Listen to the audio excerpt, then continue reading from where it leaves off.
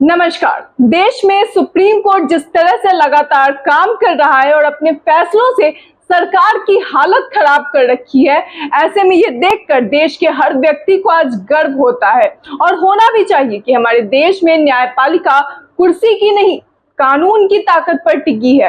आज भी कई ऐसे जज हैं जो न्याय करते वक्त दोनों पक्षों को बराबर देखते हैं और जिस तरह से जस्टिस के.एम. जोसेफ और जस्टिस नागरत्नम की पीठ काम कर रही है, ये सच में काबिले तारीफ है। पहले जब उन्होंने महाराष्ट्र सरकार पर फटकार लगाई, उसको नपुंसक कहा। उनका कहना था कि सरकार अपने कार्य सही तरीके से नहीं कर रही है और अपने कार्य करने में असफल है। और अब एक बार फिर से उन्होंने बिल्किस बानो केस में सरकार से जवाब मांगा है। जवाब उन अपराधियों को छोड़ने के लिए लेकर जो पूरी तरीके से गलत था, जवाब उस प्रक्रिया को लेकर जिसके तहत उन्हें छोड़ा गया। और ये सवाल किए गए हैं गुजरात सरकार से, केंद्र में बैठी सरकार से। हालांकि सरकार इसे लेकर आनाकानी कर रही है, मगर सुप्रीम कोर्ट की बात साफ है। सीधे सीधे कोर्ट ने कहा है कि रिहाई की फाइल पेश की जाए। आपको बता दूं कि आखिर सुप्रीम कोर्ट ने क्या सब कहा है जिससे सरकार की हालत इतनी खराब हो चुकी है। दरअसल बिल्किस बानो मामले के 11 दोषियों को क्यों रिहा किया गया और अब इसका जवाब केंद्र और गुजरात की सरकार से मांगा गया है, मगर सुप्रीम कोर्ट के कहने के बावजूद सरकार ये जवाब देने में आनाकानी कर रही है। हालांकि कोर्ट ने बीजेपी की दोनों सरकारों से कहा था कि वो दोषियों की रिहाई की फाइल उनके सामने पेश करे, लेकिन सुनवाई के दौरान एडिशनल सॉलिसिटर जनरल फाइल लेकर नहीं पहुंचे, जिसके बाद कोर्ट इस तरह के व्यवहार से गुस्सा गई है और गुस्साना जायज भी है।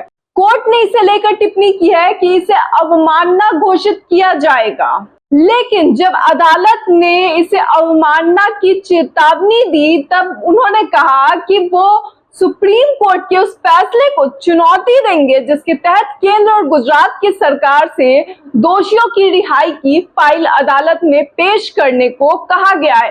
यानी अब कानून की प्रक्रिया के अनुसार मंगाई गई फाइल को, और वो भी सुप्रीम कोर्ट के द्वारा मंगाई गई फाइल को ही तेवर दिखाए जा रहे हैं, मगर उस तेवर को सुप्रीम कोर्ट ने 2 ही मिनट में निकाल दिया और अपने असल तेवर सुप्रीम कोर्ट ने दिखाए।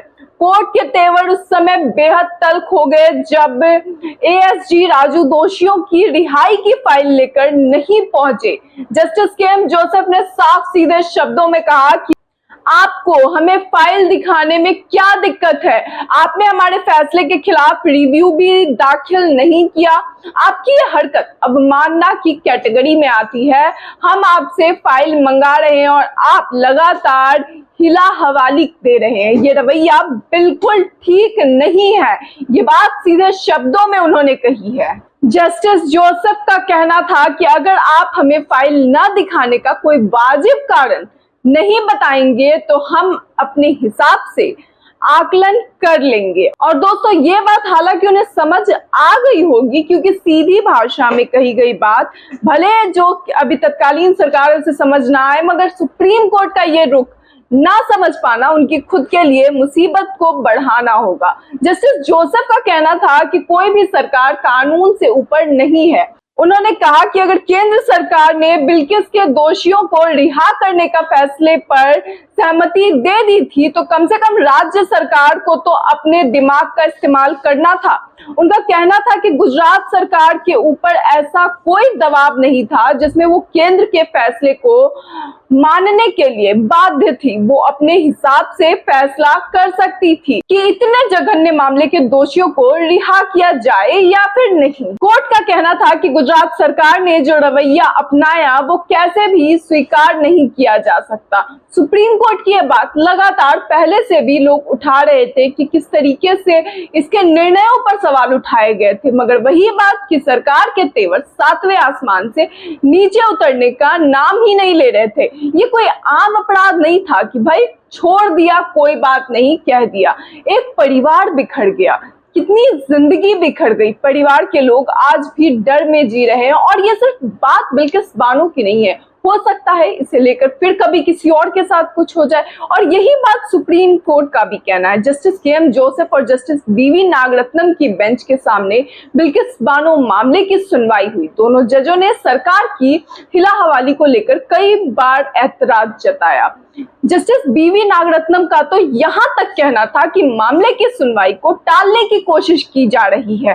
और जिस तरीके से ये बात कही गई है, अगर आप शुरू से लेकर अब तक की जो कार्रवाई की गई है इस मामले में, उसे शुरू से अंत तक देखें तो आपको भी ये बात समझ में आएगी कि किस तरीके से सुप्रीम कोर्ट के मंगाए दस्तावेज को भी नहीं पहुंचाया जा रहा है, समय से अवहेलना की जा रही है सुप्रीम कोर्ट के निर्णय की। ऐसे में क्या जिस तरीके का ये माहौल है, जिस तरीके से ये मामला हुआ, आगे से इस तरीके का कोई मामला नहीं होगा, क्या इसकी गारंटी सरकार दे सकती है? जिस तरीके से इन लोगों को, इन आरोपियों को, इन अपराधियों को छोड़ दिया गया, क्या इसकी गारंटी सरकार लेगी?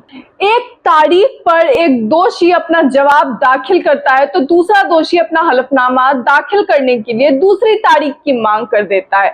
उनका कहना था कि ऐसे ही चलता रहा तो मामले की सुनवाई पूरी होने में लंबा अरसा लगेगा। और ये मतलब कार्रवाई चल रही है, इतना बड़ा जुर्म हुआ है, उसके बावजूद ये मजाक चल रहा है। दोषियों का ये बर्ताव अदालत को खासा खराब लगा है और अब सरकार पर सुप्रीम कोर्ट का व्यवहार भी खराब हो सकता है। हालांकि आपको पूरा मामला पता होगा, मगर फिर भी मैं आपको बता दूं कि बीजेपी की सरकार ने, गुजरात सरकार ने बिल्किस के दोषियों को 15 अगस्त 2022 को रिहा कर दिया था। बिल्किस ने उनकी रिहाई के खिलाफ सुप्रीम कोर्ट में दरखास्त लगाई थी, लेकिन अदालत ने सुनवाई से इनकार कर दिया, जिसके बाद सीजेआई डी.वाई. चंद्रचूड़ ने सुनवाई के लिए स्पेशल बेंच गठित की थी। इसके बाद सुनवाई की तारीख दी गई, मामले की जांच हुई, पूरे मामले के लिए दस्तावेज मंगाए गए थे और उसके बाद जो हुआ वो आपने देखा। दोस्तों, इस पूरे मामले पर आपकी क्या राय है? अपनी राय को कमेंट बॉक्स में जरूर बताएं। फिलहाल इस वीडियो में इतना ही, तब तक के लिए धन्यवाद।